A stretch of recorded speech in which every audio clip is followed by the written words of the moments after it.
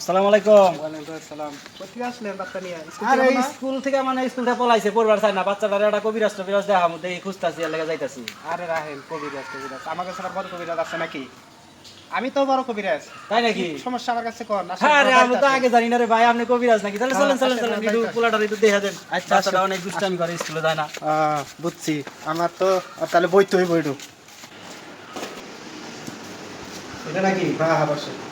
বাবা আসুন এলাম। হ্যাঁ, আসো আসো, সামনে আসো। আসলে এখনো কিছু রাখা হয় নাই কেন? এখনো তো রাখা হয় নাই।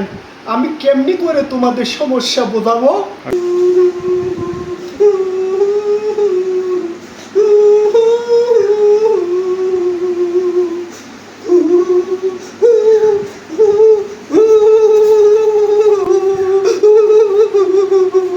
আসসালামু আলাইকুম। ওয়ালাইকুম ওয়ালাইকুম আসসালাম। কে তোমার কি সমস্যা? তোমার দেখি হাতটা বাবাজি দেখা দিছে, অনেক সমস্যা, খাওয়া দাওয়া করতে পারো না ঠিক মতন, লেখাপড়ার খালি স্কুলে পলাও, লেখাপড়াও করো না ঠিক মতন। তোমার তো আর পাও চাবাই না, রাতে ঘুম আসে না, জ্বর আসে, শরীরে জ্বর আসে। বুঝছি। ওকে ওকে তাবিজ দিতে হবে। তাবিজ দেন।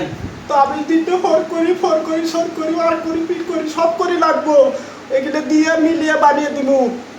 এত কিছু আমি পাবো কোনে? ফলবরি মলবরি কি করলেন? এডি এডি করতে পাবো আমি? এগুলো ম্যানেজ করে দেবো, অসুবিধা নেই। সব আমার উপরে ম্যানেজ করে দিবে, তুমি শুধু টাকা দিলেই হবে। আমাকে 600 টাকা দাও, এখানে আসনে রাখো 600 টাকা।